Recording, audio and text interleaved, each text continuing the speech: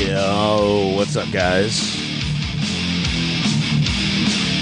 Loper and Damon Martin here. It's Fight Society Podcast. We got to get some different music. You know, I feel like this is like mid-card wrestling status music. You know, you're not like the best. You're like Crush from back in the 90s, you know? Kona Crush or Crush from Demolition? Demolition Crush. Okay, yeah. I don't know Kona Crush. Who's that? That was the same guy. He came out, he had like a Hawaiian gimmick for a while. Oh, that's right. Yeah, it was like Sad Crush days. Yeah. Like Crush went pop. Yeah, Kona Crush, I think it was like his name. Kona Crush. Dude, how metal was Demolition? I want to dress like Demolition at Rock on the Range next year. They were awesome. They had a metal song, too. Do you remember their entrance song? Here comes the axe, and here comes the smasher. They were letting you know they were about to come whip that ass, and they were going to let you know in fashion. They were metal, and they had like the dominatrix outfits on. Yeah, like, and then suggestive as all get out. It's like the Road Warriors times a million. They had like the spiked collars and everything. Like they had the spiked, the one dude had like the spiked like leather outfits on. Yeah, Axe was like a little more suggestive because he was like older. He was like weird, like bear style, you know?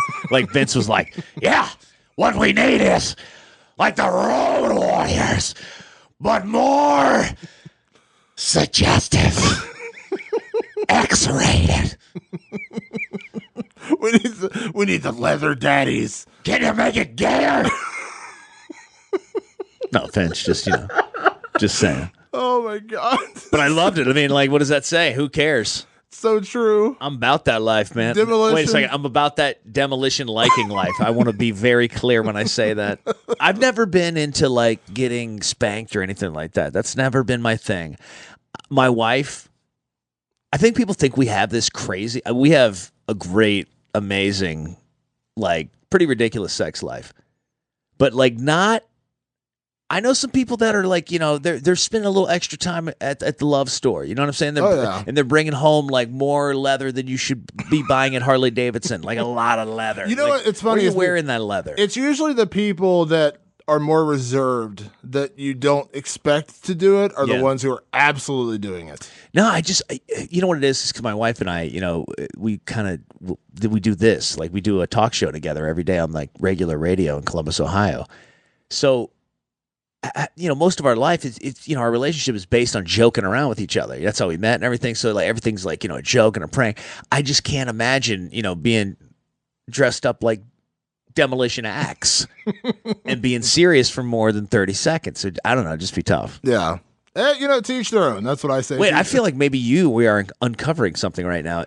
Are you Demolition in the bedroom? I am not Demolition in the bedroom. I would love you just come busting through the door. Here comes the smasher. Go Demolition. And then you start grinding because like that song was really porny, if you remember. Like, it was into the. But it was badass at the same time. It was very badass. Like little metal. Because remember, the Road Warriors used to walk out to Iron Man from Black Sabbath. That used to be their entrance. What was that about? Like outside of the WWE or F at the time? Like, by the way, this is an MMA podcast. Yeah.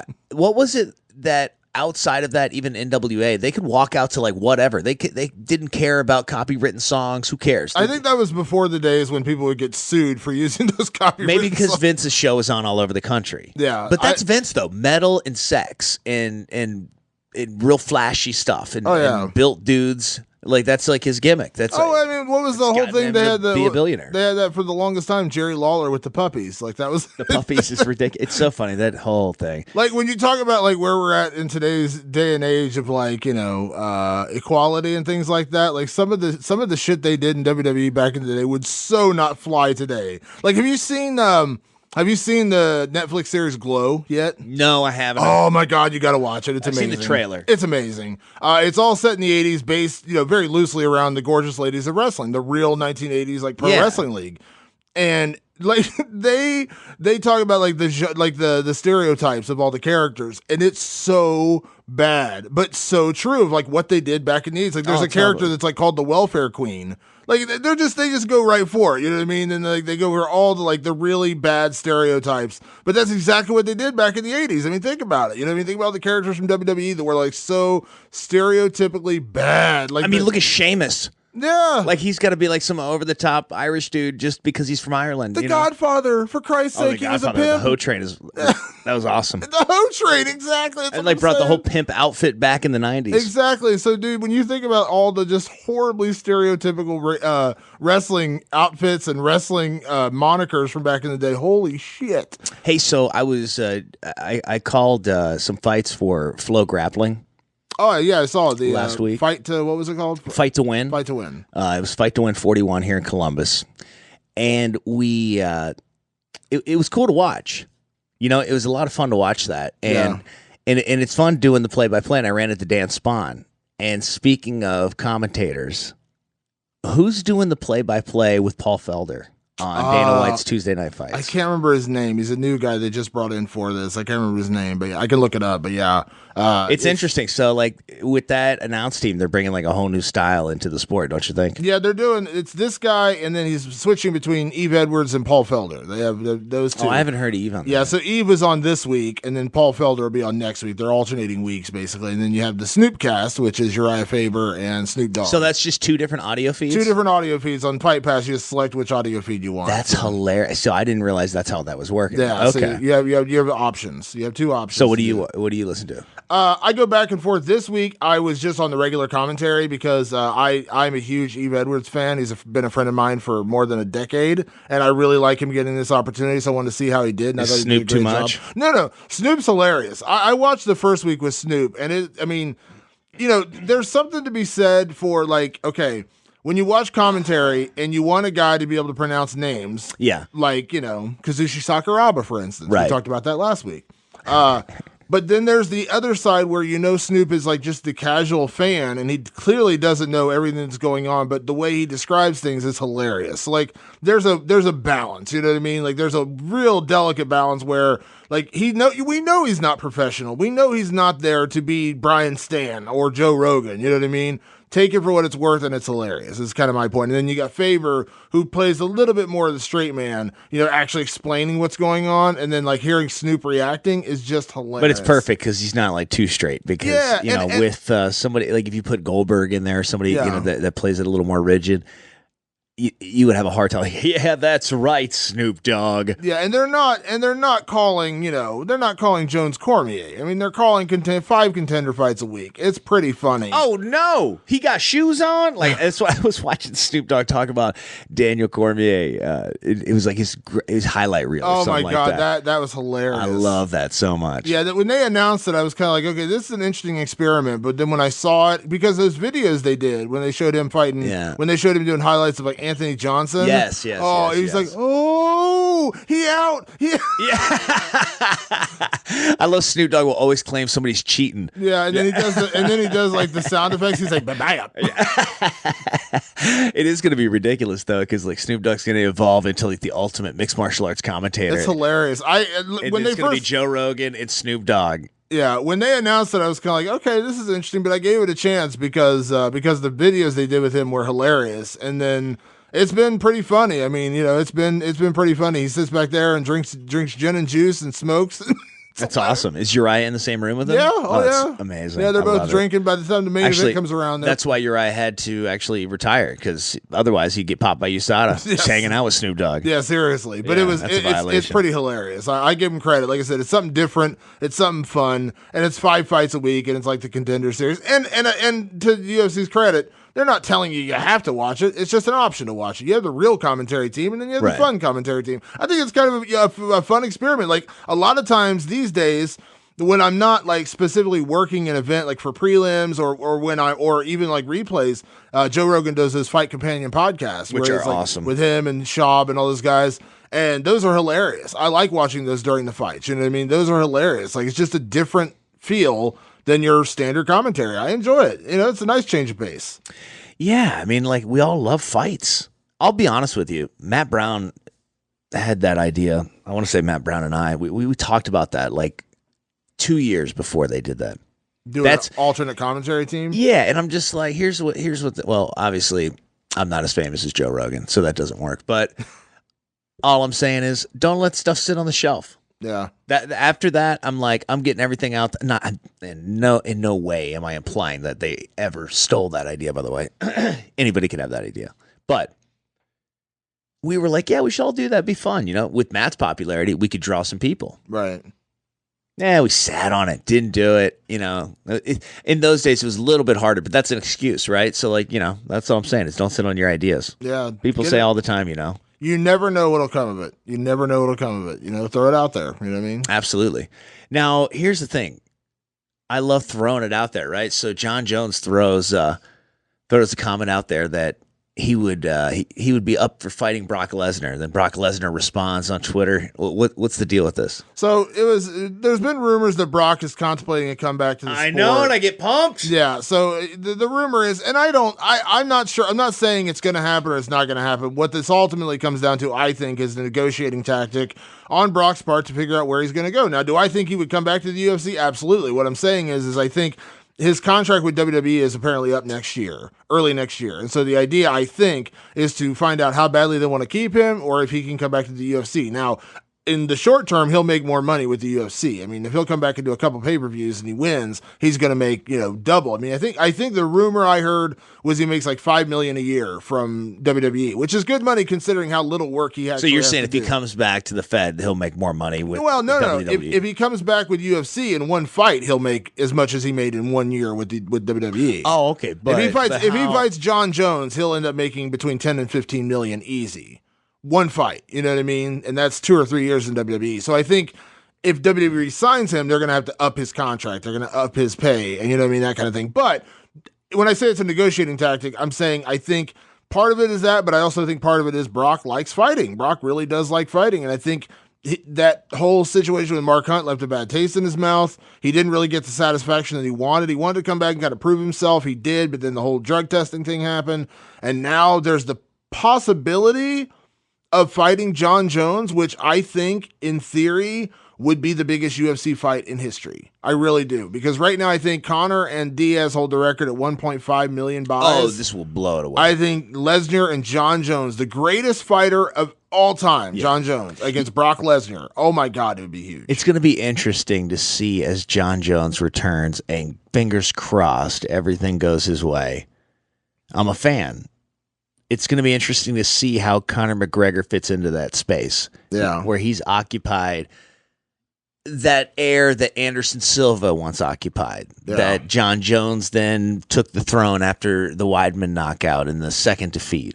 Where it was like, okay, well, John Jones is the guy. Yeah. No question, John Jones is the guy. Then all of a sudden, all this trouble. And remember, when this happened, we were like, all right, fine. John's going to be out for a year. He'll be back. And then it was like more trouble. It was like, whoa, dude. And then he had the OSP fight, which so many people scrutinized John Jones for. But I never did, because I always thought that fight, OSP is dangerous.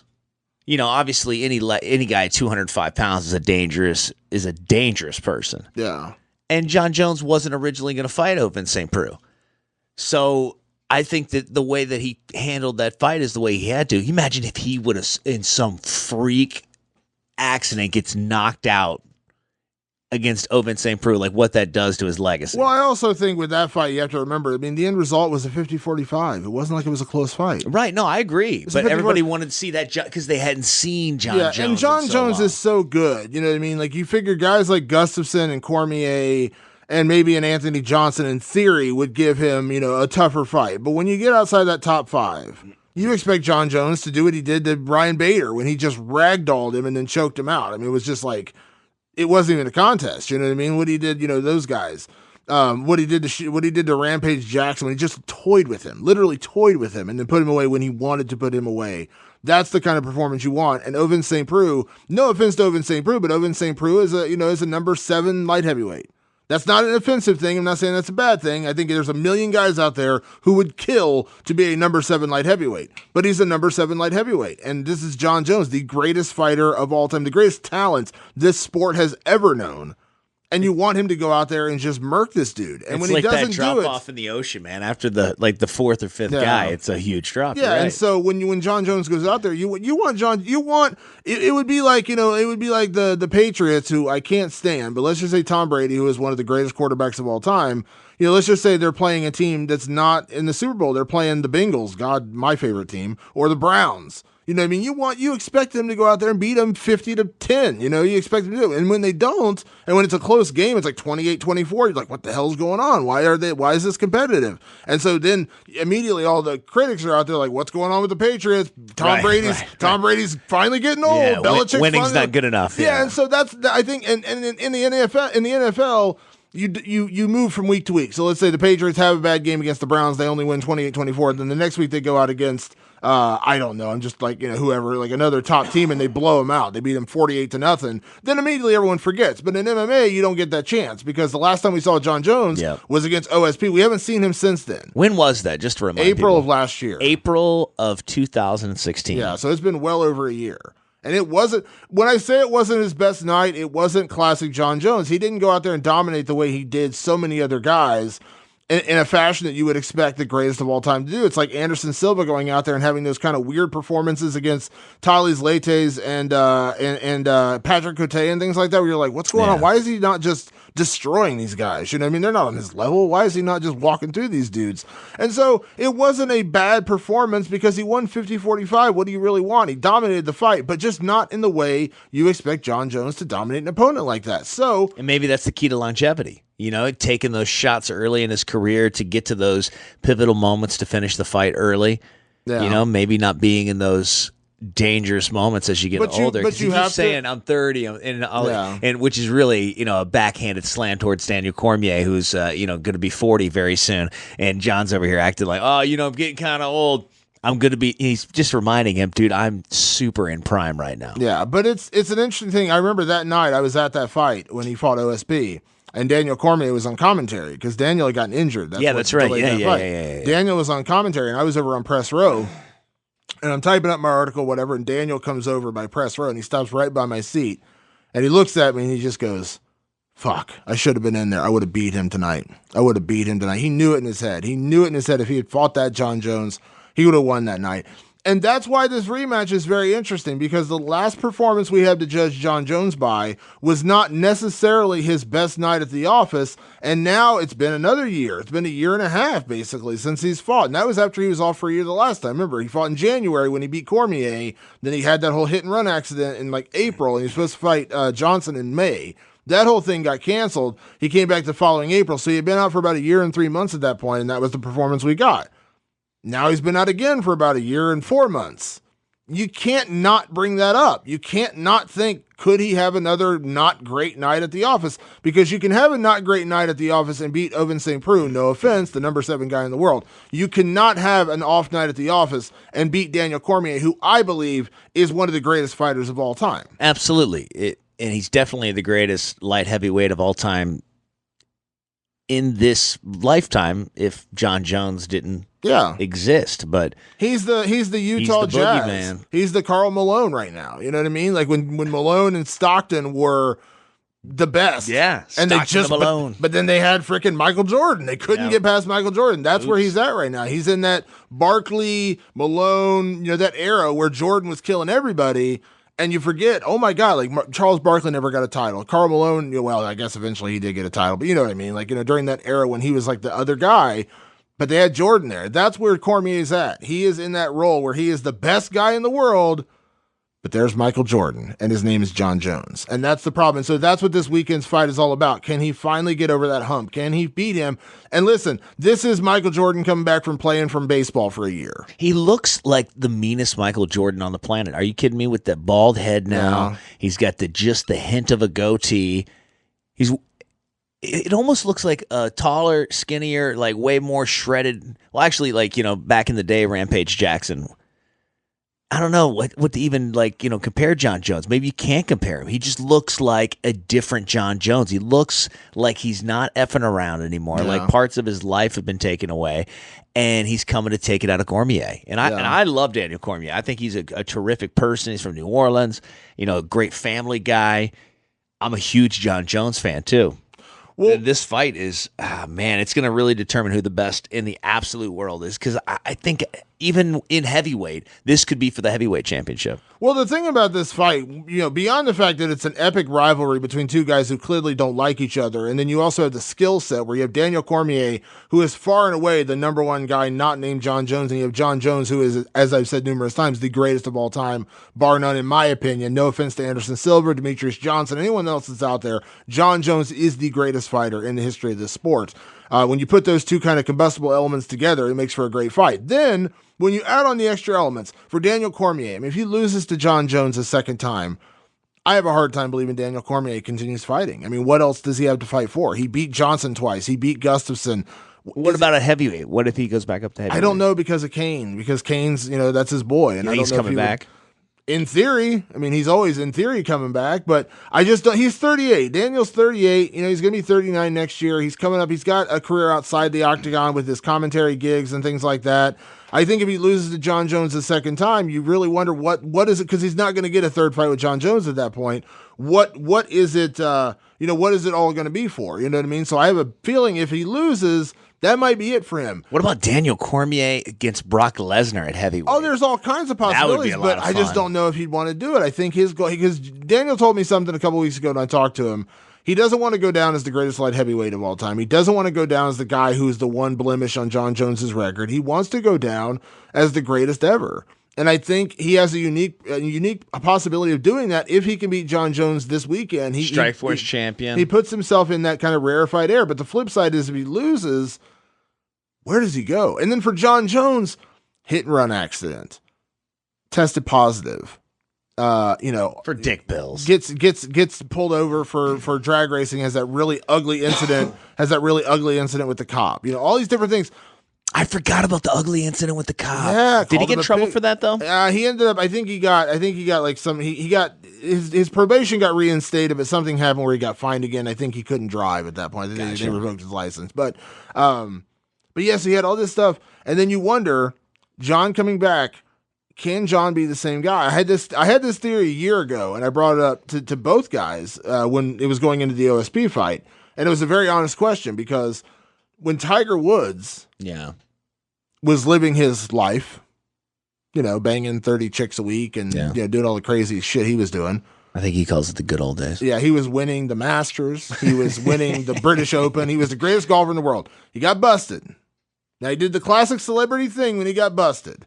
I'm so sorry. I should have never done it. I was trapped in a cycle of demons, and if God can forgive me, I'll blah blah blah blah blah. I'm gonna go to rehab. All right, but then don't ruin all the good excuses. Then he cleaned up. Then he cleaned up his life because publicly people are going to scrutinize him. Everyone's going to watch his every move. So he can't go out and go whoring anymore. You know what I mean? He can't go out and and be the gigolo. He can't go out and get a bunch of women. Sucks, dude. If you're Tiger Woods and that's your thing, yeah. oh man. So that gets cut. Now he has to be the home guy. He has to be the homebody. He has to be. And guess what? Where's Tiger Woods at now? Yeah, I think there's more at play there. There is. I think there's more at play there. But when you have a certain lifestyle and you live it and you thrive during it and it's taken away from you or people will not allow you to be that guy anymore, then something changes. Because I'm not begrudging guys who deal with alcohol and drugs. I'm not begrudging that because when you clean your life up, you absolutely should.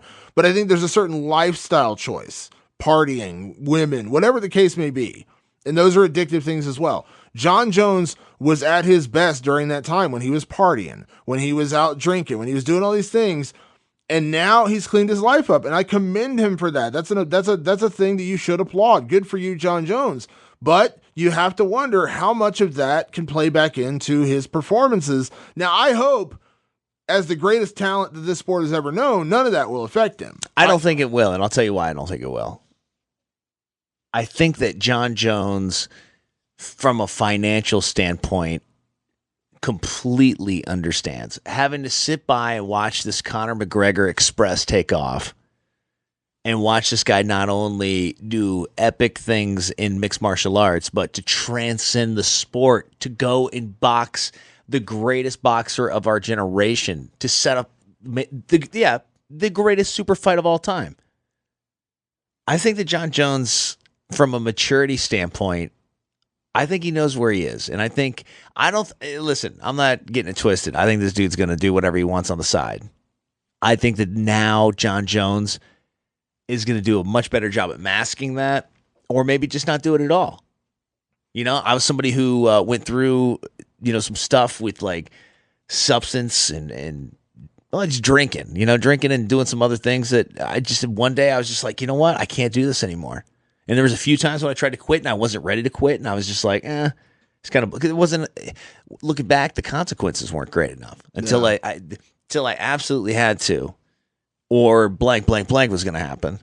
And I think all of those blanks, fill them in, man, were terrible, terrible steps in Jon Jones's life. And at 30, right now, if he comes back, this could be the greatest 5 fight years of everyone's life. Well, and that's for all my questions about the Tiger Woods of his, that whole question, there's the flip side.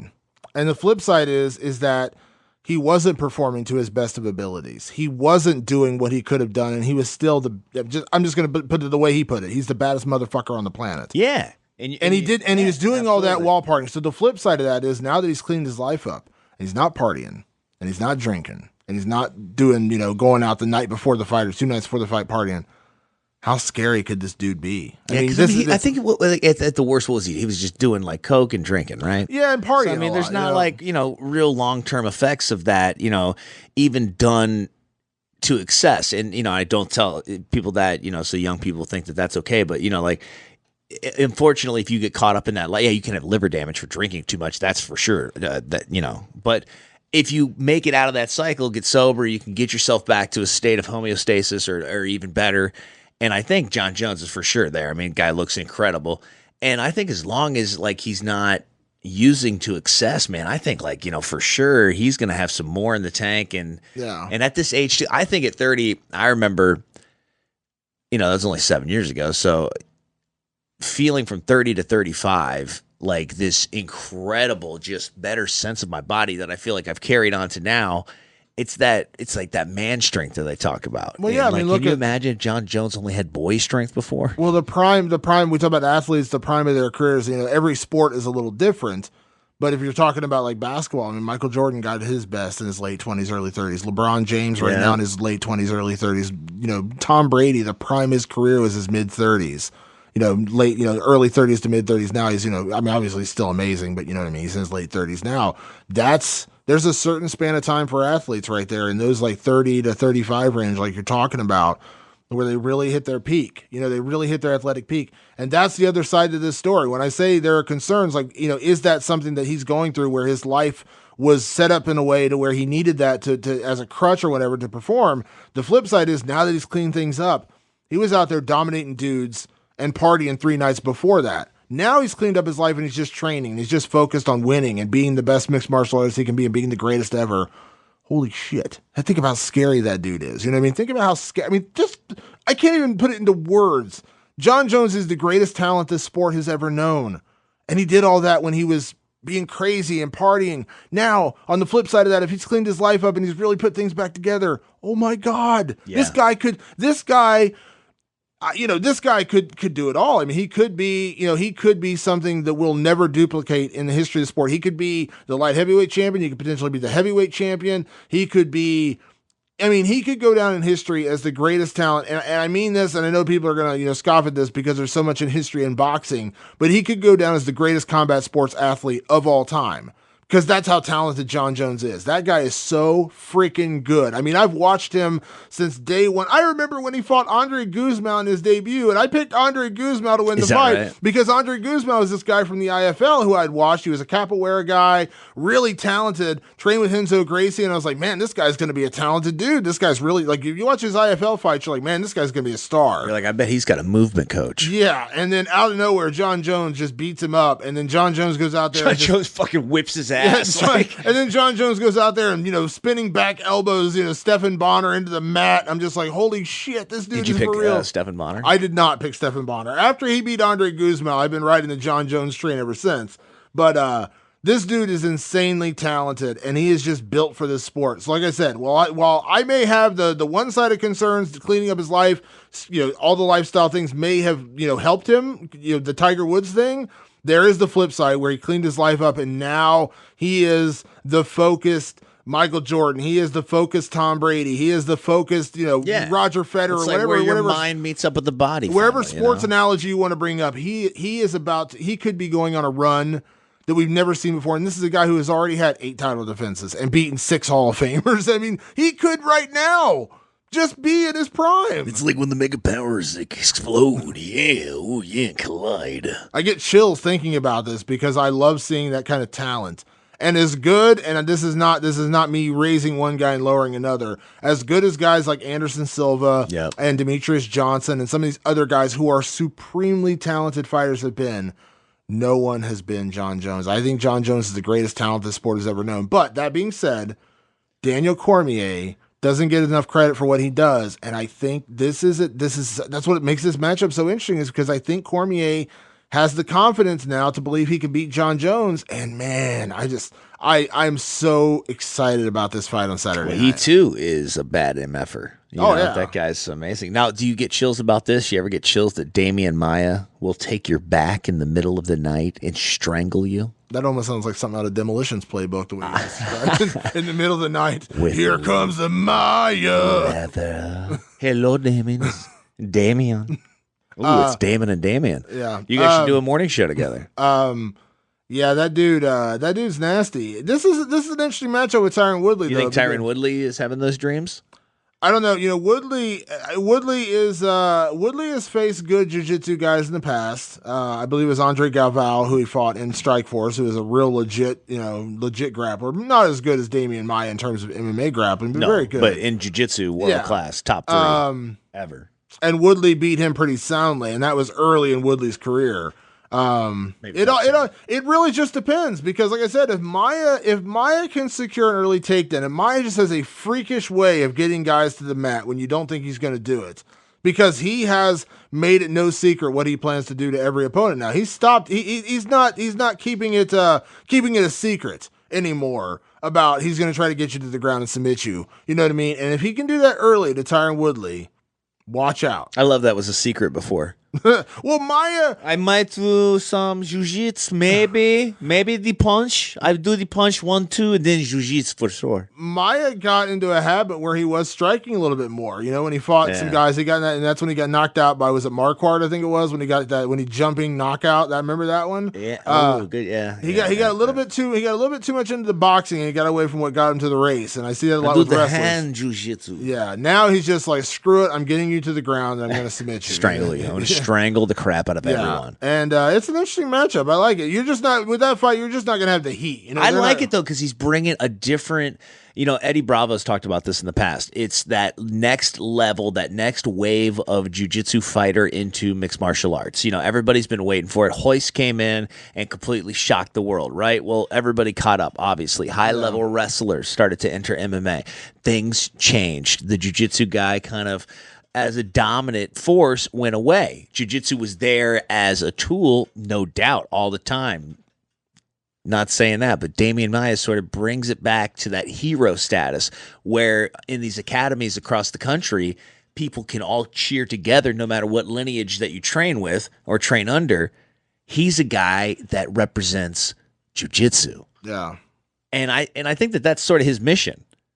Damian Maia is a very respectable kind of guy, and I don't know, man. I think Tyron Woodley is going to, Dean Thomas is one of his coaches, a good friend of mine, but I think he's going to have a tough time. Yeah, I agree. This is an interesting, and the thing about this was I put out a bunch of pictures yesterday from the press conference of the face-offs and stuff. And Pat Miletich, Pat Miletich, legendary. Yeah, absolutely. Yeah. He had tweeted at me and he said that's the fight that he's most excited about for this card, is Woodley and Maia. Yeah. You know what I mean? I don't know about most, but I mean it's up there. Well, here's the thing: is you're not going to get the trash talk, you're not going to get the build up that you're going to get with Cormier Jones. But when you're just talking about pure skill and pure interest in a fight, I'm very interested in this fight because Woodley presents a lot of problems for Damian Maia, but Maia has that one weapon that is so good that you can't discount him. And if he gets into a scramble and if he can find a way to just drag Woodley to the ground or just jump on his back. Yeah, but Woodley, is confident in his wrestling. So, like, you think that he would entertain the idea of grappling with Damian Maia? He could. I mean, look at what he did. I mean, when he fought. I mean, if he does, like, how dangerous is? Well, I mean, Woodley is a pretty short welterweight. He's not a big, tall welterweight. You know what I mean? So it's going to be harder for him to keep Maia at a distance. Yeah, and you're talking about a middleweight, a true middleweight. And so you're going to have to with Woodley. He's going to have to. I mean, listen, Woodley has plenty of knockout power. He can put Maia out quickly. Okay. But he has to get inside to do that. And that getting inside to do that, when he pressures him, gives Maia at least a small opening to try to drag him to the mat and grab onto a leg. Because Maia doesn't care how he gets you to the ground. He doesn't care if he drags you into his guard. He doesn't care if he gets a leg sweep. He doesn't care if he jumps on your back. As long as he gets you to the ground, that's all he cares about. And that's a dangerous game to play when you have to get inside, because Woodley is not the kind of typical long rangey puncher. He's a guy who gets inside and just destroys you like he did Robbie Lawler when he won the title. So he's going to have to get inside to really do that damage to Maia, and that's where Maia will try to take advantage of that spacing and get it to the ground. So it's a really intriguing matchup. It's one of those fights that you just watch for the pure enjoyment of watching the fight. You're not watching it because there's some epic rivalry or some real big storyline attached to the fight. It's just a fun fight, and it kind of sucks for them because ultimately, your people aren't going to be paying as much attention to them going into the fight because, they're not going to say anything bad about each other. There's not going to be heated stare downs, but really when you get to the actual fight itself, it's an amazing fight. And it's so funny that we've gotten so far away from that actually, I don't know, they're not going to talk a lot of trash, guys, but it's going to be an amazing fucking fight. Oh, is that all? It's going to be an incredible fight. And Pat may be right. That may be the best fight of the night for sure. I mean, the hype is around Jones Cormier too, just because of the return of John Jones. On any other card, Woodley Maia headlines, and I think that they were trying to keep Maia out of the title discussion for a long time. I'm so glad to see him there. In this sort of shape, ready to go. It's going to be real interesting. But go ahead. I'm sorry. I was going to say, another matchup that's on the card for one of our guests this week is, and I love it, is Aljamain Sterling against Renan Barao. That's another classic matchup of a guy who is a tremendous takedown defense, tremendous punching power in Renan Barao, and you got a guy in Aljamain Sterling who wants to get him to the ground. He wants to show off his grappling. And that's a really, really interesting matchup on the prelims. We're going to talk to Aljamain Sterling in just a second, but that's a really interesting matchup. That kind of style, because I think Renan Barao has the most ridiculous takedown defense. I think statistic-wise, he has like the best takedown defense in the UFC, or one of the highest rates of takedown defense. Well, training with Jose Aldo for years, but he's back they're doing this fight at 140, which is interesting because California wouldn't let him cut to 135. Which I thought was really interesting. So it's a catchweight. It had to be. California wouldn't let him cut because don't forget, Renan Barao, when he passed out. Was that in California? That was in California. It was in Sacramento. I kind of applaud the California commission for saying, you know what, we're not going to let you do it again. You're going to have to fight at 140. I kind of enjoyed that because the guy passed out and canceled the fight the last time he tried to get to 135 in California. They're like, we're not letting you do it again. But this is a really interesting matchup because Barao has won. I think, what did he go, 1-1 at featherweight or 2-1 maybe? Yeah. But he didn't look great. And then you start to wonder, did TJ Dillashaw steal his soul with those two losses? You know what I mean? Because TJ put it on him. I mean, TJ really put it on him. And Aljamain is a supremely talented kid.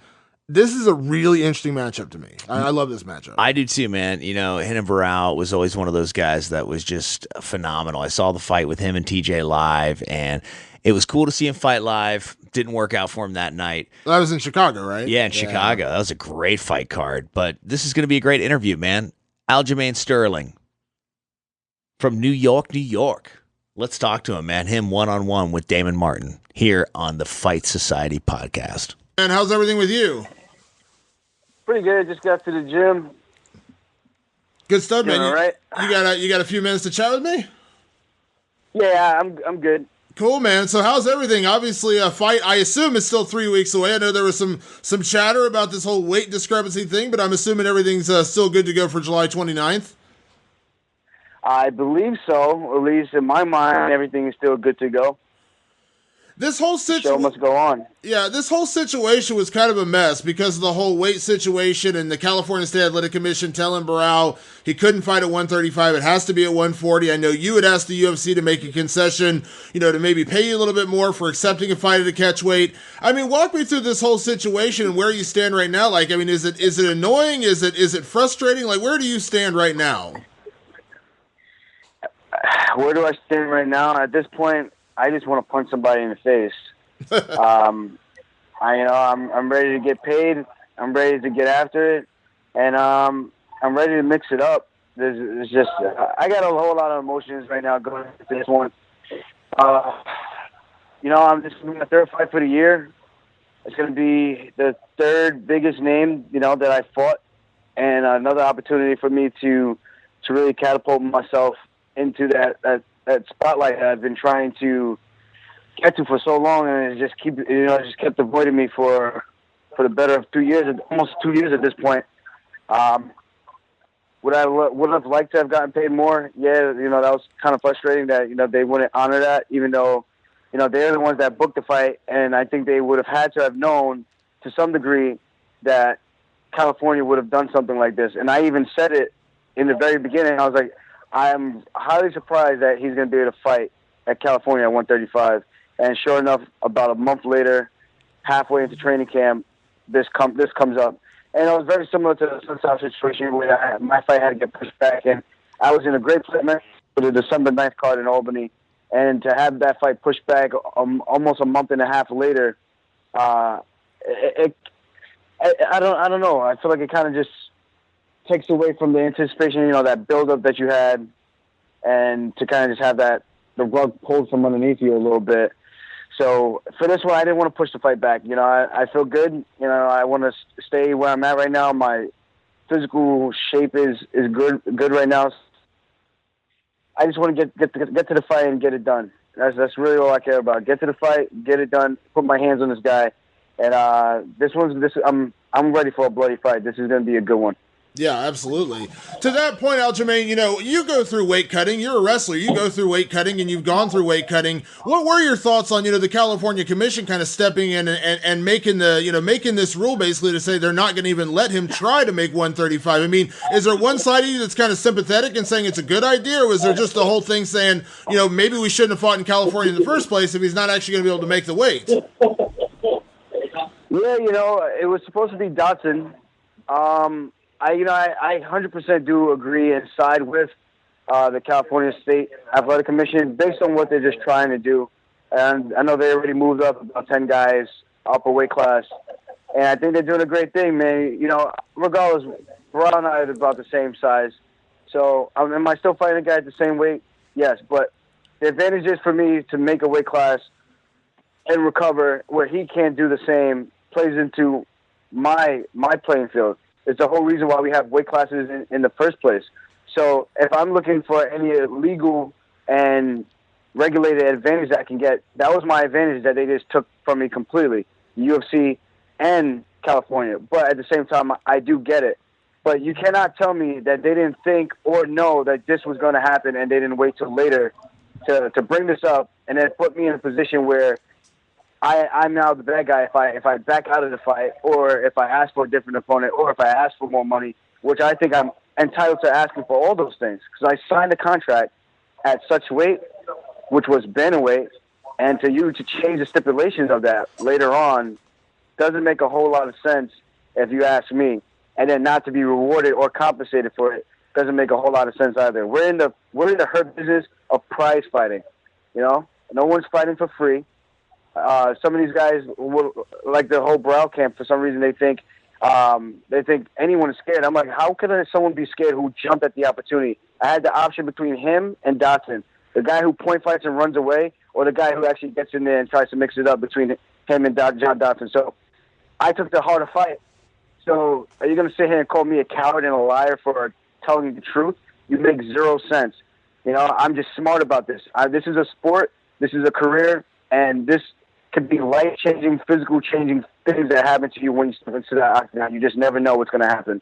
So for me to want to look out for my own health and benefit and make sure I'm compensated somewhat decently, I think that's more than fair and more than right. And like I said, somewhat decently, because we should be getting paid a heck of a lot more for what the hell we do, especially for us guys who are in the top 10 and top 5 of the divisions. Yeah. When you're approaching a fight, the main focus, of course, is always getting physically ready and getting yourself, mentally prepared for the battle ahead. But I think a lot of people forget that this is still a business. You're getting paid to do a job, and just like anything else, you feel like you should be compensated fairly. But in a situation like this, I mean, if Barao had missed weight, they would have taken, 20% of his purse and given it to you. And that's kind of, and it's out of your control, but it's kind of what's happening here, right? I mean, they're basically saying we're not even going to allow him to cut down, so we're going to have to make this 5 pounds heavier. So in a way, it's almost like they're kind of making him miss weight anyways. Does that make sense what I'm saying? Like, that's kind of what I feel like when you talk about the financial compensation, because if he couldn't make 135, you would probably get 20% of his purse. I would definitely get 20% of his purse. And if we were to get fight of the night bonus, I would get that bonus too. So I just, they take every single advantage or I guess pro for this situation. They take all those pros away from me, and they just kind of just make it as if it's a fight. I don't even know if this even puts me one step closer to the title. I have no idea what this does for me. But it's been so wacky and weird with everything with the UFC of late in terms of who gets a title shot and who gets what. It's not black and white. There's just so much gray area. You really never know what can possibly happen. So at the end of the day, I just gotta do my part, and I just gotta win. That's really all I gotta do: win and look good doing it. Yeah.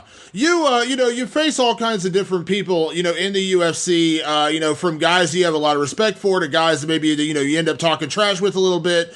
When you get ready to fight a guy like Renan Barao, who is a former champion and at one time was considered the best bantamweight in the world, and then he kind of makes that Instagram post that you referenced earlier where he comes out and says you're a coward, like all this kind of crazy stuff. Like, does your respect for a guy like that change when he does say things like that, or do you have to put that out of your mind and just focus on the fight?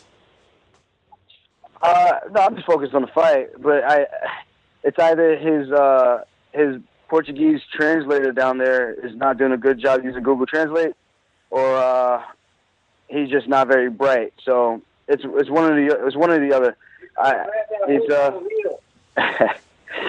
He's not very. I don't know. He's not a very smart guy from what I can already tell. Man, we were at the athlete retreat, and I remember being next to him a few times. I came up to him actually and said, hello, and I just got this weird vibe. It was weird. Him, Almeida, John Lineker, all in this little Brazilian group of just, the Brazilian bantamweights. It's all like hoorah, hoorah, hoorah. They're walking around with each other the entire weekend. And I just couldn't wrap my head around it. I'm like, these guys are all the same weight class. These guys are all different camps, and they're going to eventually all have to fight each other. So it was kind of, I just found that very, very odd. I mean, it's one thing to be cordial with somebody, but these guys are all hanging out with each other like they were best friends, and then I feel like they were kind of giving me like these weird looks. Even Almeida, who I was very cordial with when he fought Cody Garbrandt and I fought Brian Caraway, and I remember him coming up to me and said, "I hope you beat up Caraway because I can't stand that guy," or something like that, and some broken English thing he tried to say, but I didn't get that. So I kind of got a weird vibe from those guys, kind of like they were sizing me up or something, in their little Mean Girls Club and saying whatever it is that they want to say in Portuguese. But it is what it is, So I'm gonna fight every single one of those guys at some point. I've asked for Lineker. I'm gonna fight Almeida at some point. And Barao, I didn't think was come back down. He came back down, and that's the fight I jumped all over. So I think this is a good fight for me. He says he's going to knee me in the face if I try to take him down, and this fight's going to be standing. I'm like, okay, that's what I want. I want the stand-up fight. I want you to think it's going to be a stand-up fight, because to me, this is an MMA fight. I learned my lesson against a Sun Sao, just fighting one-dimensional, and it's going to be a completely different fight. And I am so excited to get my hands on the guy. Yeah.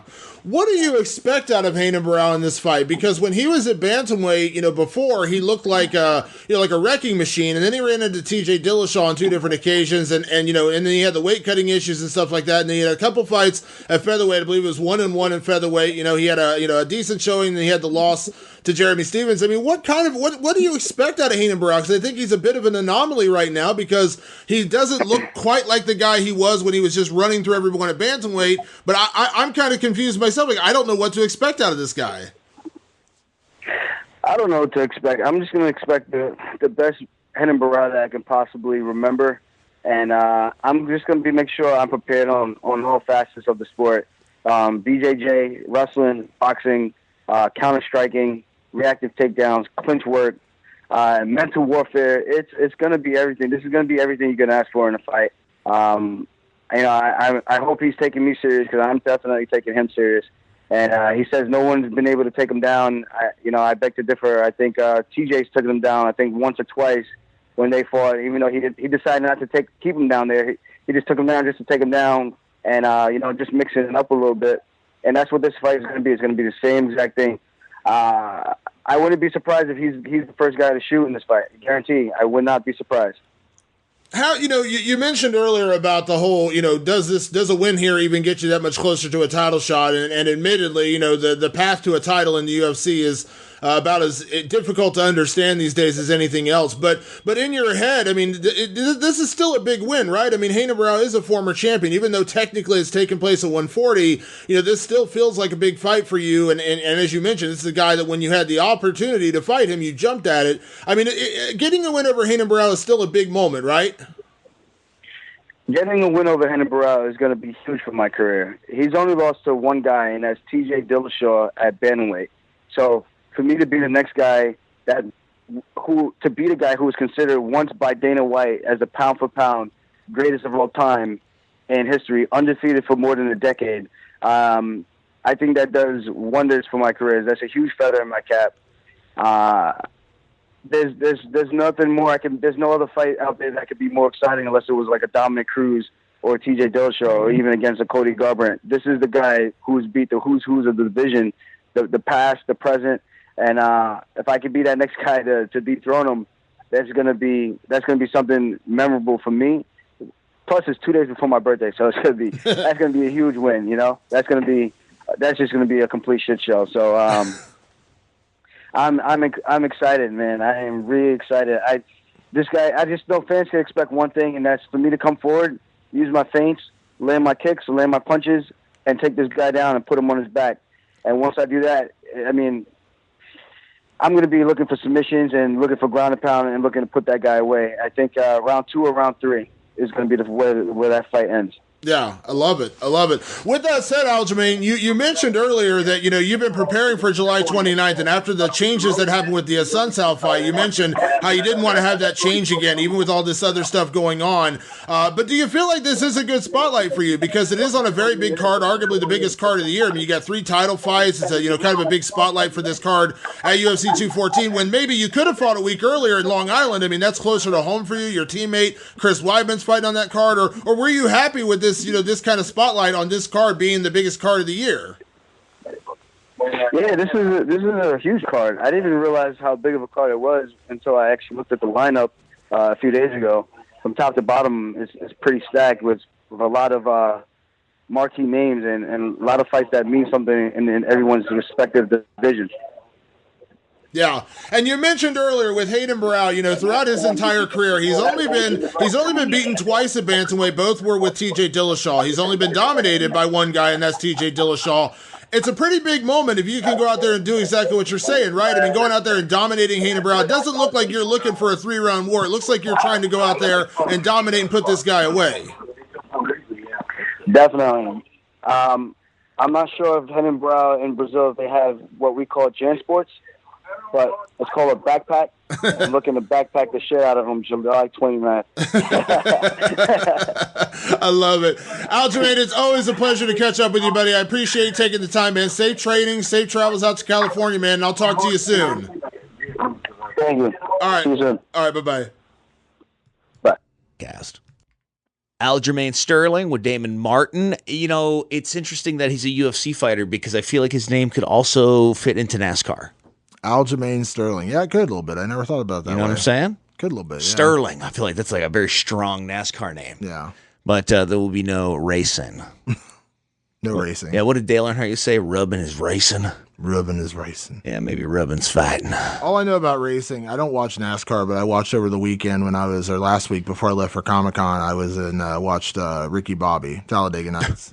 You thought you watched NASCAR. That's my watched a parody of a NASCAR. That's what I think about. That's what I think about NASCAR, dude. Is when I think about NASCAR, I think of Ricky Bobby. If you're not first or last. Awesome. Yeah. Hey, did you watch the race this weekend? Yeah, sure did. Oh, you mean in real? I watched. No, I did not. I did not watch the real one. So, if you had to pick now that you talked to Aljamain, who would you pick? I'm leaning Aljamain because I think he has figured out a few things from his loss from Brian Caraway and the loss to Rafael Sunsao, which both of them were very, very close fights. He came back from that, and I got to be honest, I got a lot of questions about Barao right now. I think Barao is in one of those situations where he lost those fights to Dillashaw, and I just don't know that he'll ever be the same again. So I think it's a combination of Aljamain kind of being on the rise and Barao being a little bit on decline. Important question: is Brian Caraway and Miesha Tate still together? I don't know. Are they still I together? have no idea. No, you don't know? I don't know. Can we get on that? Because I felt like I heard they broke up. They might have. Not like it means shit for me. Because they might have. I don't know. I haven't talked. I usually talk to Brian Caraway pretty regularly. I talk to Miesha as well. I've known Miesha for forever. What? But I usually stay in pretty good contact with Brian Caraway. But then when he got injured in his last fight, and he was supposed to fight was at Jimmy Rivera, and he got injured and dropped out of that. I believe it was a back injury. I think. I haven't really talked to him since then, so I'm not really sure what's going on with Brian. Is that because you and Misha are together now because he got injured, or what happened? We're not supposed to talk about that on the air. Sounds very scandalous. Supposed to be private. I don't know any other broadcaster or broadcast journalist that claims to talk to Miesha Tate on a regular basis like that. Sounds very dirty. Trying to make it all sketchy. Yeah, man. I go to church and stuff, bro. Make it all sketch. No, nothing sketchy. But yeah, so I don't know what's going on with Caraway. He's been out for a while now, and it's kind of weird too because he was on a good run. He had that win over Aljamain. You felt like maybe he was going to a fight or two away from the title, and then he gets injured, and now, look at what Jimmy Rivera did over the weekend to Thomas Almeida. Now he's in the race. You got Dominic Cruz coming back, so you kind of forget about Brian Caraway was right, seemingly right there, and injuries, into your opportunity. That's right. The Cara Parisian story, I'll never forget that. Had a title fight against Matt Hughes, got injured, dropped out, never, ever, ever got back to that point again. That is a heartbreaking breakup story. You never know. Yeah, who knows? Now, a dude that I knew when I lived out in Utah, Josh Berkman, is fighting Drew Dober, who's training with Matt Brown these days. Yeah, the People's Warrior, is that what they call Josh Berkman? The People's Warrior. I always call him the Governor because he's fighting for Mike Stidham's Ultimate Combat Experience, and I was doing some broadcasting for them. Yeah, Berkman's a good dude. I've known Berkman for a lot of years. I joked with him because he was talking about getting into politics at one point. I told him, I said, he might win in Utah. I told him his nickname. I said he should change his nickname from the People's Warrior to the Governor. Right. What his new nickname should be. I'm telling you, I think he would do well there. He could. Berkman's a good guy. Berkman's a good dude. Dober's a tough matchup. What's funny about this card is when you go down, and we're going to talk to another guy here in just a little bit that's on the main card, Jimi Manuwa. Great fight with Volkan Oezdemir, a guy who's been just surprising people left and right. Came in and beat Ovin St. Preux and then just knocked out Misha Serkinov in like 30 seconds, which was crazy. So we're going to have Jimi Manuwa on here in a little bit. But Jimmy and Volkan are kicking off the pay-per-view. That's a great fight. You got Cowboy and Lawler on this card. Holy crap. Holy shit. I was working my way there. That is like the fucking sleeper. This is the best card of the whole year. When you look at the card top to bottom, it's good. Top to bottom, it's good. There's not a bad fight on this card. Even the early prelims are good. Do you think some of the hype got fucked up because of Mayweather and McGregor? Maybe a little bit, but I think they spaced it out well enough to where it didn't damage it too much. I think that it didn't help them much that last week's Fox card kind of tanked. If you looked at the ratings, it was a really bad card. It was the worst ratings in the history of the Fox cards. I don't think that helped because you want it. That a big part of the Fox cards, beyond just being a ratings machine, is it helps build into a big pay-per-view. That's traditionally when you look at the Fox cards, they take place a week before the pay-per-view because it's free advertising for the pay-per-view, and you get a big card and it's on Fox, so it's kind of like a twofer. You get the free card on Fox, they advertise for the pay-per-view ends up being bigger. I don't know. That didn't really do them a lot of good considering how bad the ratings were for that. And I do think that a lot of the attention on Mayweather-McGregor, but I think the Mayweather-McGregor fandom has died down a little bit because you still got a month to go to the fight. We already got through the world tour. Now we can just focus on this amazing fight between Jones and Cormier. I love this fight. And I think when you look at this card, you got Woodley and Maia. And don't forget, we haven't even talked about Chris Cyborg and Tanya Evinger. Yeah. Whatever. My girl's fighting, though. My UFC crush. Kaylin Curran. Oh, yeah. Kylan Curran. Yeah. She's fighting. Was it Alexandra? Kylan, did I say her name wrong? Yeah, oops, sorry. She's fighting, was it Alexandra Albu is who she's fighting? Yeah, her boyfriend is like pro surfer. Is he? Keanu Singh, I think his name is. Oh, really? Yeah. Which one? Who's boyfriend? Kylan Curran? Yeah, Kylan. Oh, okay. I almost forgot her name again. I love her so much. She's Hawaiian, right? Yeah, they're both Hawaiian. I love her so much I don't know her name. Stop. I love that's my favorite tweet in the world that I see fighters respond to. My favorite in the world is the fan that goes, "You are my favorite fighter. I love you and you're the best. Who are you fighting next?" And the guy's fighting like that weekend. Yeah, He's right. like, "Yeah, I'm fighting this weekend." Yeah. Like you are an awesome. I just did that. Yeah, but I really love happened to her. me. I love her so much. What's her name? Yeah. Well, how many times did she fight in the UFC? She was on the Ultimate Fighter, right? No, she was no. not. She was like she's the one that she was too young, right? That was Paige Van Zandt. She was too young. Paige Van Zandt was too young. Okay. Kylan Curran, I think she's had like maybe 6 fights in the UFC. She's not got a great record. No, she's 4-4. Who? Is Kylan that Curran? right? Yeah. Yeah, she's lost a lot of fights in the UFC. She lost to Paige. She lost Hey, to listen, Fleece they're Herrig. tough. Every fight's tough in the UFC, Damon. Like, why? What? She's a talented Me fighter. and Keanu are gonna probably ride up on you, bro. Like, what's She's up, War Child? She's a war child. Listen, if you're Why coming, you being a dick on my beach, man? if you're coming to Angelo Pappas, you better back off, son. I'm Johnny Utah over in this bitch. Back off, War Child. It was Anthony Kiedis. Like Anthony Kiedis is coming after you. It was the whole Red Hot Chili Peppers. You're wasn't like, it? they're gonna give it away at any friggin' moment, guys. Get under the bridge, War Child. No, you just hold on 1 hot minute. Yeah, wasn't that the whole band in that movie, or was it just Flea and Anthony Kiedis? I can't remember. I am breaking the girl right now, okay? So serious, I will suck your kiss. I'll do it. Oh my Yeah, God. it was Flea. Because remember, like they did some acting. Like They all of a did. sudden, remember then like Flea was in Back to the Future. Flea was also in Big Lebowski. Yeah, true. He played one of the nihilists. Yes, We believe in nothing. Yeah. And yeah, so it was also like right around the same time, like Henry Rollins kind of went down that road too. Yeah. I was always pumped. I'm like, yes, Yeah, they were in Point Break. absolutely. Anyhow, back to the fights. Like, I don't know. That's a terrible record that she has. Hopefully that improves. That's what I say about that. Your girl. Team Curran, her Yeah. life. Oh, well.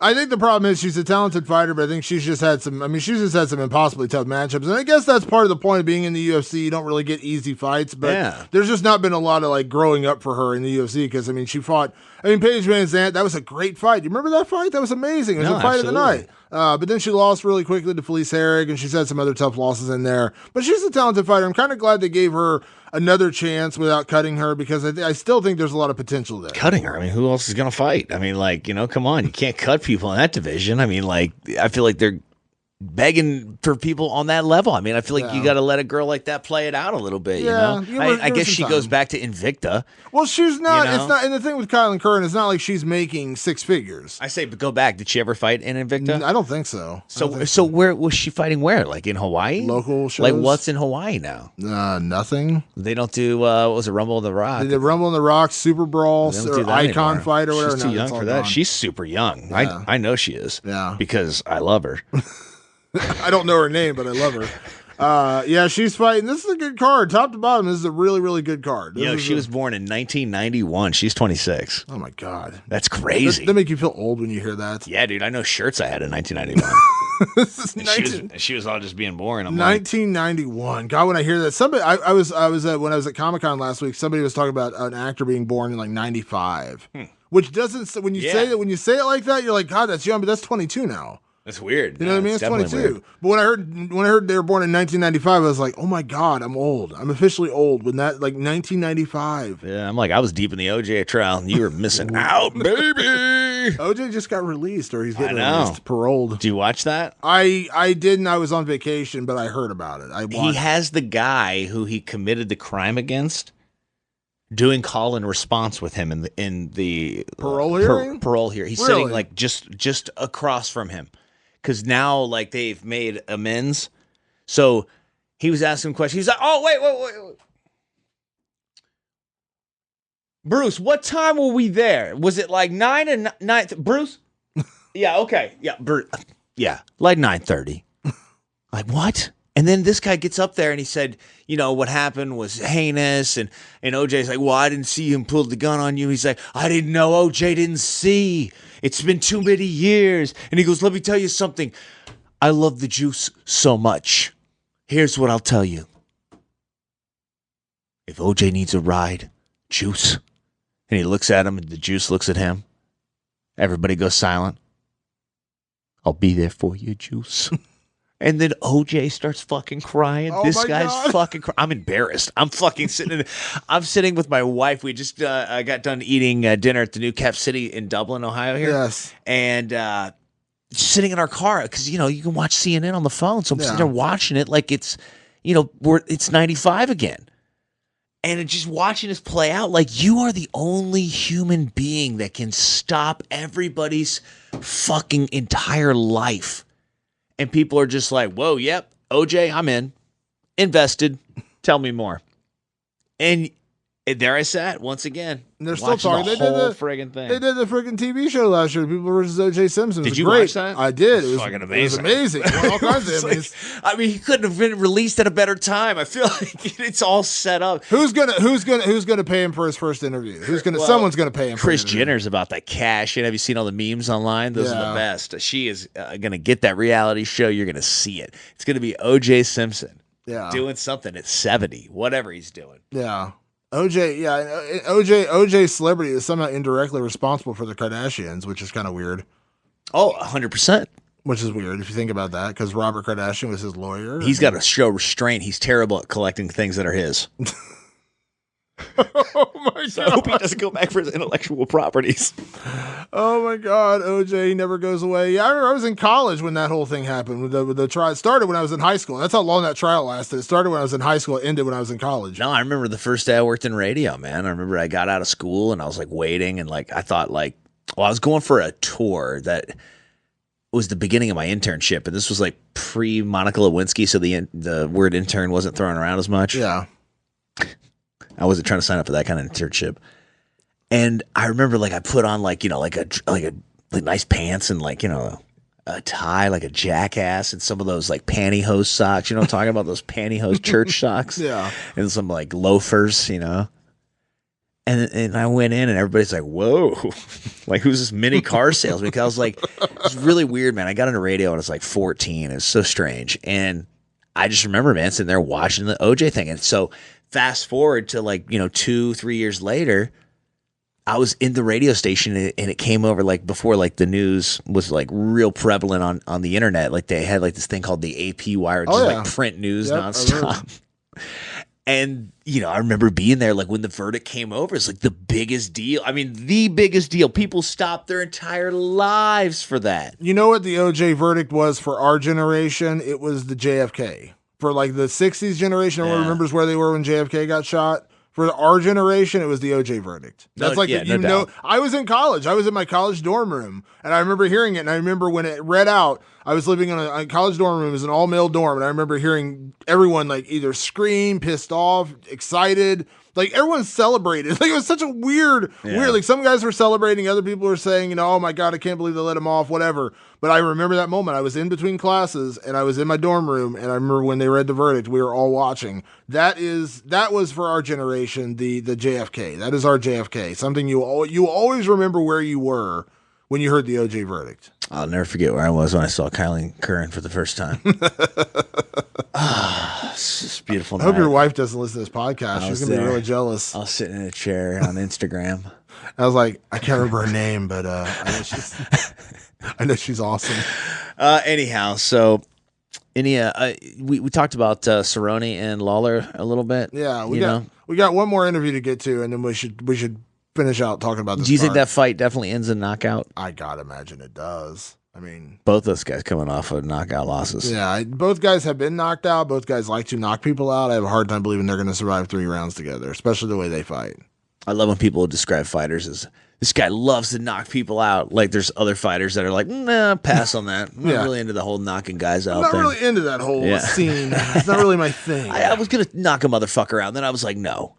Who do we have standing by here with you? Jimi Manuwa. Now, Damon has had conversations without me, guys, and this is what it sounds like, where he pushed me out of the room and he got all the glory with Mr. Manuwa. It's because you were talking about Colin Curran, so, you know. Okay, yeah. Is she on the phone? What's up, brother? I'm good, Jimmy. How are you? I'm good. I appreciate taking a few minutes. I appreciate taking time to chat with me as always. No worries, man. No worries. Always welcome. So how is everything? Obviously, a fight is a little over a month away now. Obviously you got the fight at UFC 214, but not quite the fight you wanted, but still a big fight. Yeah, I can't complain. Volkan's he's in the top 5. He's got himself in the top 5, and I'm looking forward to the challenge and meeting him. I know the future is bright for myself. Because when I beat him, there's got to be no denying that I've got the title shot next. I'll be the contender for the winner of the main event. So the future is bright for me. Yeah. Was there any disappointment in not getting the title fight, or did you kind of have a feeling that was going to happen with John coming back?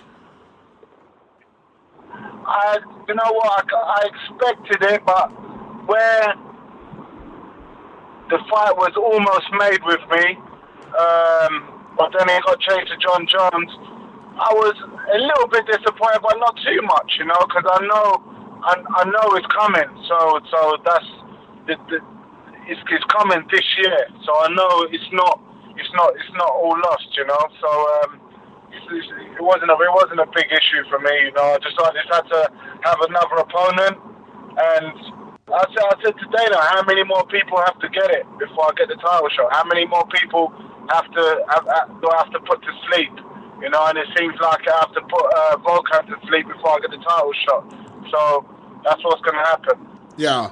Does it change your preparation at all, Jimmy, knowing that you are, the replacement if anything happens? Now, I don't want to play, bad news guy, but, Daniel's had to drop out of a couple fights due to injury. John has, had to drop out of fights due to injury and also because of the drug testing thing. I mean, do you change your preparation at all, knowing you still may get pulled in that title fight? No, not at all. I've got perfect sparring partners for anyone any one of the guys in the light heavyweight division. Today on the mat was me, Alexander, Gustafsson, Ili Latifi, Max Nunes was there. Like these are the top guys in the world, and so I've got perfect sparring partners for whether it be John Jones or whether it be Cormier. Yeah. So it is what it is. We got a perfect team. Have you been impressed by Volkan Oezdemir so far in his first 2 fights in the UFC?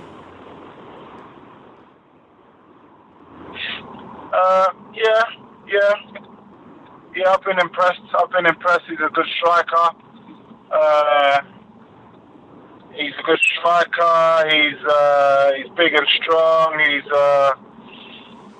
It is what it is. He's top 5 in the world. That's all I need to know. He's top 5 in the world, and that's who I'm fighting. I don't look too much and study him and this that, and the other. I saw him fight live, be it only 28 seconds or 30 seconds or whatever. So I couldn't take much away from that. But he went 3 rounds with OSP in the fight before that, and it's gonna be levels. It's gonna be levels shown in this fight. When you fight your fight, Jimmy, you've gone out there and knocked out a lot of guys during your career. That's what you do best. Do you think this one ends any differently? And I know you have respect for Volkan. I know you want to go in there and give him the respect he deserves. But do you see this fight playing out any differently than you knocking him out? In the fight, there will be zero respect shown. Zero respect shown. I'm going to run through this guy and give him my full force and everything, just to let him know that we're not playing. He's gonna feel the full force of what we have to give. I'm training hard for this camp and everything, and he's gonna feel the full force of Jimi Manuwa on July 29th, and everyone's gonna be there to see it, including John Jones, including Daniel Cormier, and that. Daniel Cormier says, I can fight Volkan in the little leagues and this, that, and the other. Well, we're going to see what's what. How much, when you look at this fight, you said you told Dana White, what do you have to do? Do you feel like it is a guarantee that you knock out, you win against Volkan Oezdemir, you will get your title shot? Yeah, it seems so. But, we've got Alexander Gustafsson in the mix. We've got John Jones in the mix. It depends who wins out of the main event and stuff. Obviously, a big fight with Jones and Gus too will be big for the UFC. But to me, I know it's coming. I know I've got full confidence that the belt is coming my way. So. I'm not sweating anything. I've got big fights lined up. I've got the David Hay fight on the back burner, waiting for him to heal up and get better. So I've got big things coming. Yeah.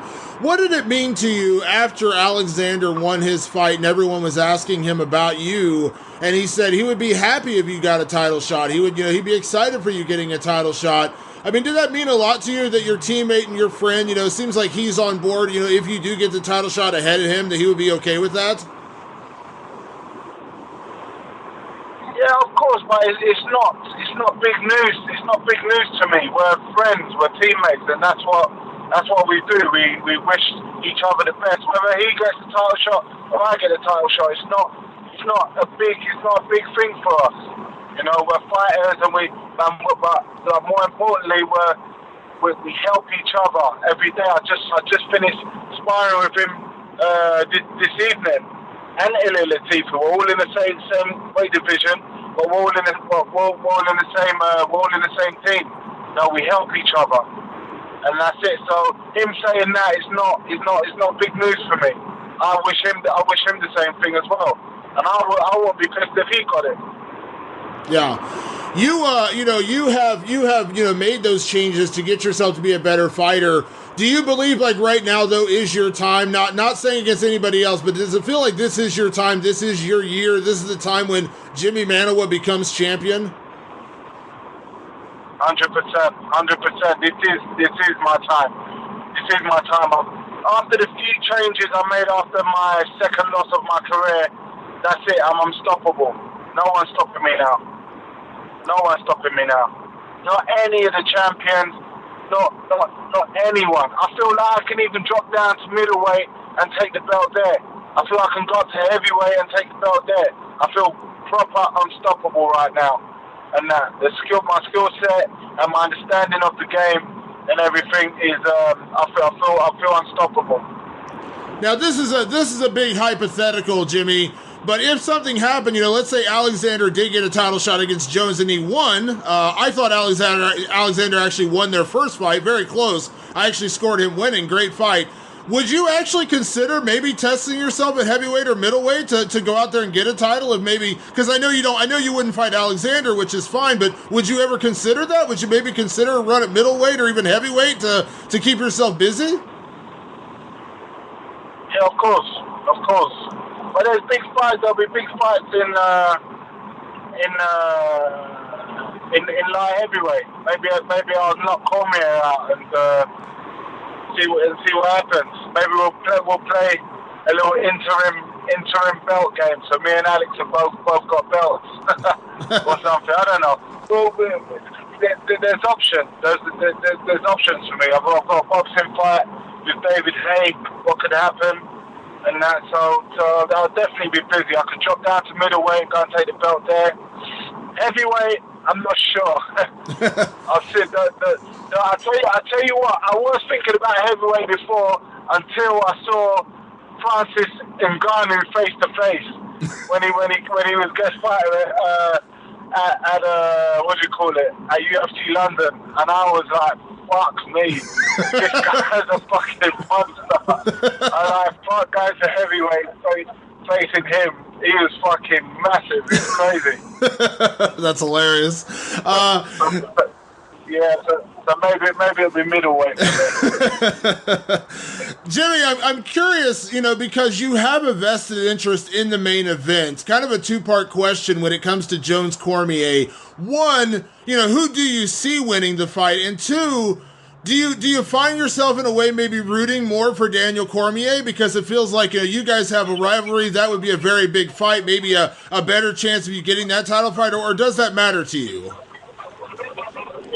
No, it doesn't matter to me. It doesn't matter to me. I want to fight who has the belt and who is the best in the world. I believe Jones wins the fight. I don't see how. I think the only way Cormier doesn't win the fight standing up at all. Whether Jones is rusty or not, Cormier doesn't have the skill set to win the fight standing up. His best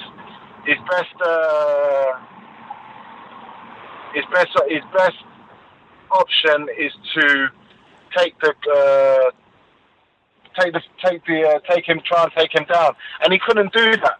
And Jones has got too much takedown defense and too good wrestling for Cormier to take him down. I think Jones has got his number, so I think Jones wins the fight. Whether Jones, I think Jones wins the fight, whether or not he's rusty. You know? Yeah, but you and Jones would be an interesting fight as well.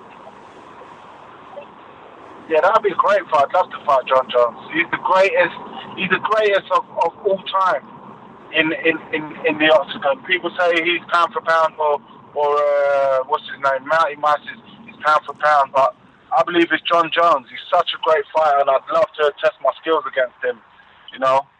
Yeah. It doesn't matter what he's done outside. I don't care what he's done outside of the ring, except taking performance enhancing drugs, which I totally don't agree with. But him, like his other activities and that, like it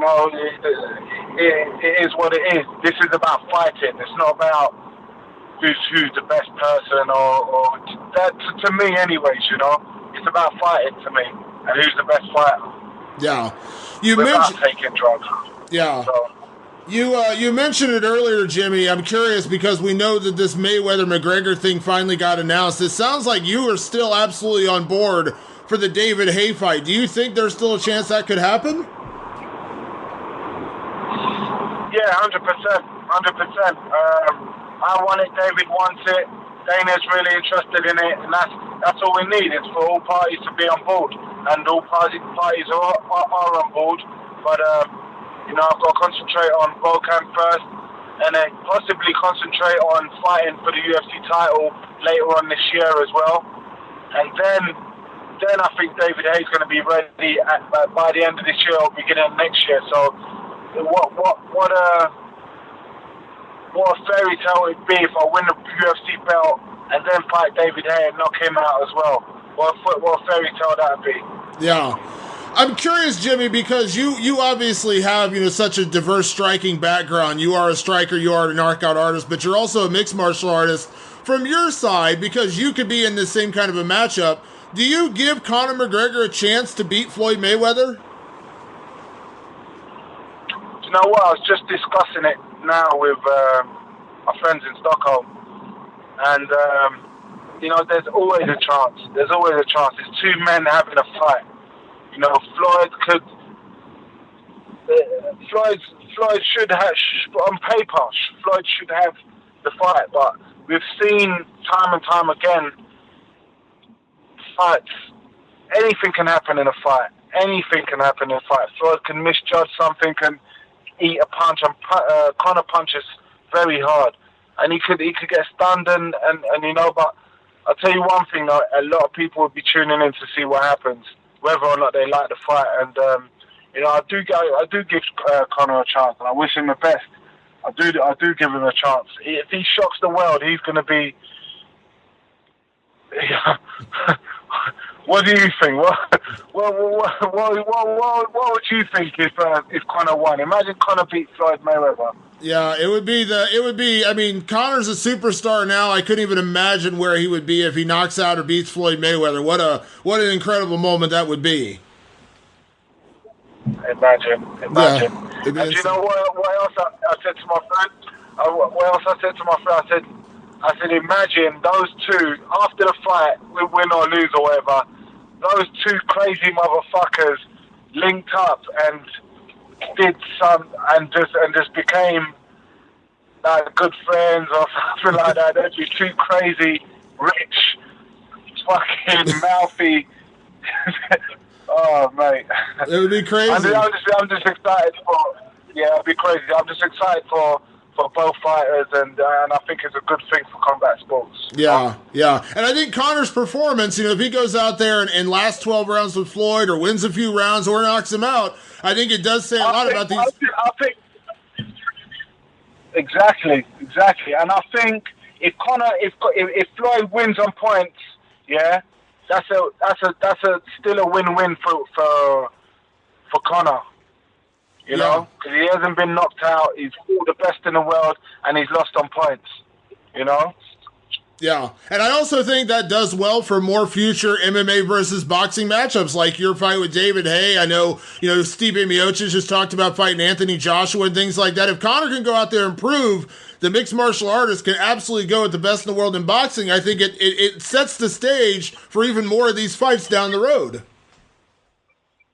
Listen, put on the fight with me and David Haye and watch him get knocked out. David Haye's not ready. He's ready for he's ready for like a boxing, looking good, that type of thing. He's not ready for a dogfight. What I'm going to give him, Yeah, I love it. Well, Jimmy, it's always a pleasure to catch up with you. I appreciate the time. Safe training in Stockholm. Look forward to seeing you in Anaheim in just a few weeks' time. Thanks very much. Thanks for having me, guys. All right, talk to you soon. Okay. Bye-bye. Okay, bye. All right, so that's going to do it for the interviews this week. I'm excited, man. This pay-per-view is going to kick ass. I had people hitting me up this week on Twitter, which is why I was like, we got to do this. I had like 3 different people hit me up, like, where's the Fight Society podcast talking about UFC 214? You're pissing me off. You haven't had a podcast. I was on vacation until Monday, and so when I came back, dude, I decided to, I flew home on Sunday night going into Monday morning, and I'm just going to throw them under the bus. I flew United. They had a really cheap deal. So I flew United. Never fly United. I usually fly American or Delta. But they had a really cheap deal. I'm not going to fly United again. Wow. Did you get roughed up? No, they oh my God, it was just the worst. So we were in Chicago. We had like a 2.5-hour layover. We're in Chicago waiting to board our plane to Columbus. We were supposed to be home like 9 a.m. on Monday morning. I didn't get home until like afternoon. I had like from Chicago. It's a 40-minute flight. First, so the jet bridge to get on the plane, there was some kind of malfunction, so they couldn't let us on.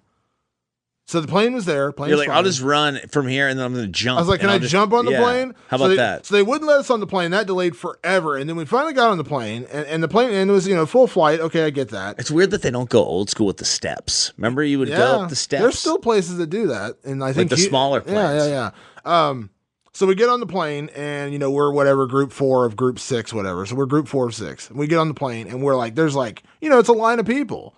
And we got our carry-ons, and we get all the way back to our seats. And at that point, the flight attendant dude is like, I don't think we have room for bags anymore, overheads. And I'm like, okay. And so he's trying to play Tetris to move things around and make room for people's bags, whatever. Can't find a room. I was like, and I'm standing in the aisle. Now I'm 6'3". I'm a big dude. It's not easy for me to just move around a plane. You know what I mean? Like whatever. And he's just like, could you step into your seat and we'll try to figure this out? And I'm like, where am I going to go? I got my luggage. I got 2 bags with me. And you're now telling me I don't have a place to put my bags.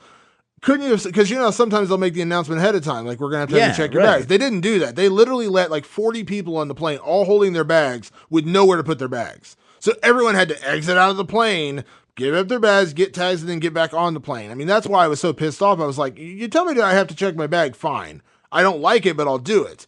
But don't let me get on the plane and let 40 more people get on the plane behind me, and all of us are now told we can't do it. So when they finally told us, there's literally a line of like 30 to 40 people have to go exit, back out? Go back out again, What give them the luggage, get the tags, all that stuff, and then get back on the plane again. Wait a second. Did you get a voucher? Yeah, they give you like the little tag or whatever for your thing. No.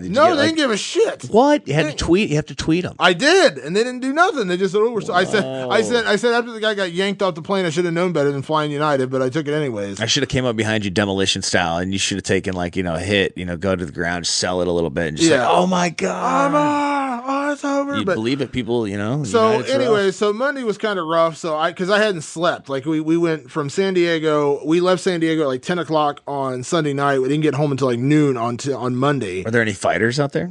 I know Angela Hill and Jessica Penne were there. I didn't see them, but I know they were there. I usually run into fighters. I didn't run any fighters this year, which is weird. But yeah. So anyway, by the time I got home on Monday, I was exhausted. But then I had an interview on Monday, and then I did the media conference call on Monday with Jones and Cormier. So I didn't really get to sleep. So I was passed out on Tuesday. I was so exhausted. So this was kind of the first day we could get together to do the podcast because people were giving me shit. They're like, "Get on there. We're waiting for the podcast. We're waiting for this 214 breakdown." So we had to do it. Do you, what do you think, man? I was kind of glad there wasn't a lot of fucking hoopla with this, where they're throwing stuff at each other and everybody's mad. And, with the whole Conor McGregor and Floyd Mayweather, I think you got to pick and choose all of the insane violence before the fights. They had some, they had some moments. The press conference yesterday was kind of funny when John Jones said, Daniel Cormier looked like a crackhead in a suit, and Daniel Cormier fired back and said, "At least I've never actually been a crackhead." So that's awesome. That was hilarious. There's a time and place for it for everything, and I think they had their moment in 2014 when they got into an actual brawl in the middle of the MGM Grand. No, that's what I'm talking about. Yeah, you can't do that every time. You know what I mean? No, but that kind of set the precedent, right? Because that was so fucking. Remember, we debated that with and Matt was in here, and we were like, "Dude, was that?" Because it was kind of floating around. Everybody was like, is it a work? Cormier's such a huge WWE fan. Do you think that? Because at that point, most martial artists would not take it that far. But when they hate each other as much as these guys do. But when they hate, start hating. Yeah. I think at UFC, was it UFC 196 or 202? I can't remember, with Conor and Nate. When they did their face-off and Conor slapped away Nate's hand. Yeah. I think, and this is not a slight, I think he did that knowing they weren't really going to do anything. They were going to separate them immediately, you know what I mean? But it made for a great story, you know what I mean? Made for a great moment. And I think, because Conor, I think, is the most calculated promoter in this business. I think he knows everything he's doing. There's a method behind it. He knows exactly what he's doing. And I'm not bashing him. I'm commending him for that. You know what I mean? He knew if he slapped Nate's hand away, they're not really going to let him fight. They're going to separate him. You know what I mean? They're not going to get into a big brouhaha in the middle of the stage. But he knew that was going to play out. Everyone was going to talk about that for days. Them being separated and the security coming up, blah, blah, blah, blah. I think with Jones Cormier, that was just organic. These guys hate each other. Oh, no doubt it was real. You know what I mean? No, but that wasn't in one the of those midst of it happening, though. Yeah, no, I get what you're saying. I get what you're saying. So over the top. But that's what I think. With the Conor thing, I think that was a calculated move. Boom, let me slap his hand away and let's see. Oh my God, they're gonna fight. No, you're absolutely right. No, I agree with you. You're absolutely with Cormier Jones. I think it was Cormier Jones put his head on Cormier. Cormier pushed him, and then boom, shit went off. Because there is, and I can tell you that from competition, when you get in that space and there's you, and then you're talking shit, and then there's more shit, and then you say about all the shit you can say, and then you're there, and then there's only one more step, and everybody said this too. I mean, because you can only talk so much, and until you trigger, and then it's go time. So there is an art to that, and I think that in a fight, you never have to say it to the other guy, but if me and you are going to fight, when we sign that contract, I think it's an understood thing that we're going to promote the fight, but I'm saying that I'm going to respect you as a competitor and as a man and not invade completely your personal space. And I think touching the face or something like that is, if he would have like lightly slapped him in the face, that would have been a huge deal. In the hand, because you can kind of be like, come on, man. Yeah. Hand, come on. Yeah, they're fighters. I mean, they're fighters. That's ultimately what they do. They're But fighters. you slap the face. That's crazy. Like, it's so funny how on the anatomy, you just move up just a little bit. That is so offensive. It's unthinkable. It's on. Yeah, it's on like fucking crazy. It's on. Scrap Pack in the house. Yeah, Let's dude. go. It's so funny. I talked to Jake Shields last week or 2 weeks ago. You did? What'd he say? He's got a fight this weekend. Actually, he's fighting in Professional Fighters League, and I was talking to him about that Diaz McGregor press conference when he chucked the coffee. Do you remember that? Oh yeah, totally. He actually was like, "I apologize to the journalist whose coffee I stole. I have no idea who it was, but I apologize for stealing your coffee and throwing so it." funny. But I was like, dude, you're like Jake Shields is like one of literally the nicest guys I've ever met in this sport, like one of the soft-spoken, really nice guys, but somehow he keeps getting involved in these situations. He was in the Diaz-McGregor thing, and he was also in the Mayhem Miller thing. Remember that back in Nashville? Yeah, totally. When they got into a brawl, I was like, what is it with you and brawls, dude? Like, you just keep getting in the middle of these think things. some people are nice people, and then like they just, you want to mess around and say some stuff. Like some people are just like, they don't take stuff. You know what I mean? Like you could say like da jaw back and forth with certain folks. Other guys are just about some shit, and not saying that the other guys aren't. Maybe they're just better at controlling whatever, and sometimes it comes from like, you took so much shit when you were younger, and now that you are, especially like if you're a guy like Jake Shields, you definitely take care of yourself. So, now you're definitely about some shit, and you're not afraid to say it to somebody. That's like the Diaz brothers. When the Diaz brothers get into a mix with somebody, there is never a moment of fakeness in any of it. Like, I feel like those dudes are just waiting for something bad to happen. Yeah, I really do believe, like where you grow up, because I remember like middle school, I grew up in South Florida, and like, there were so many different cultures that were all shoved in them. That was like in the 90s when they were doing like busing. Yeah. And so like, you just took people from all different directions and neighborhoods. It didn't matter. And they were like, oh, we're just going to, man, quality. We're going to put everybody. And it was a nightmare because no one knew each other. A lot of people, you lost friends that went to other schools. And then in the end, it was scary as shit. You know what I mean? Yeah. Because if you weren't ready to go at all times, you're talking about like middle school. And I feel like, that times a million in California and Stockton at the time they were growing up, man. I just think that you got to grow up pretty hard. Yeah. Pretty hard, ready to go at all times. Speaking of the Diaz brothers, this weekend, the main event on, was it FS1, Ricardo Lamas against Hick Diaz, Jason Knight. Remember him? Jason Knight? Yeah. They call him Hick Diaz. That's awesome. Yeah, so this whole card is so good. Wait a second. So what is Jake? What is that league that he's fighting in? Professional Fighters League. It used to be World Series of Fighting. They just changed their... What? So that's what that's called now? Professional Fighters League, yeah. Professional Fighters They're League. fighting on Saturday night. Kind of ill-timed card because it's going up against UFC 214. World Series of Fighting. Yeah, so now they're Professional Fighters League. But it's a good card. Andre Harrison. Both those names are terrible. Yeah. But Andre Harrison is fighting. Jake Shields is fighting. It's not a bad card. It's just unfortunately it's going up against UFC 214. The Professional Fighting League World Champion. I guess so. Yeah. You're coming up with names for fight leagues. I mean, I guess there's only so many you can do without, at some point, it's going to sound corny. I guess so, yeah. You know? Yeah. Well, we don't want to sound corny, so we're going to get out of here. You guys have an awesome, awesome day, and we will we'll get back at you next week. If you guys want to contact us on social media, at Jeremy Loper, you can hit me up at any time. You can tweet us during the fight. Use the hashtag Fight Society. Yes. And we'll find you. You can find Damon Martin at Damon Martin. He's got a terrific website, NerdcoreMovement.com. If you guys love like The Walking Dead and television and stuff like that, you can check him out. And check us out here. Usually on Tuesday. So we'll get back on. Back on schedule next week. Yeah, our Tuesday track. The summer. Things happen. You go to the pool and whatnot. Go on vacation. Yeah. Check out my radio show daily. If you go to Loper, LOPERAND, Randy, RANDI.com, you can see what's up there. Next week, my friends, will recap 214 and so much more.